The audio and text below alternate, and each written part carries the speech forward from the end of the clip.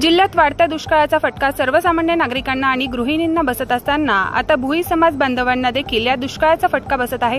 त्यांच्या मच्छीमारी व्यवसायावर या पाणी टंचाईमुळे संकट आले असून आर्थिक अडचणी निर्माण झाल्या आहेत आणि त्यामुळे सरकारने मदतीचा हात द्यावा अशी मागणी करत ग्लोबल कहार समाज चॅरिटेबल ट्रस्टच्या वतीने प्रशासनाला निवेदन दिले आहे।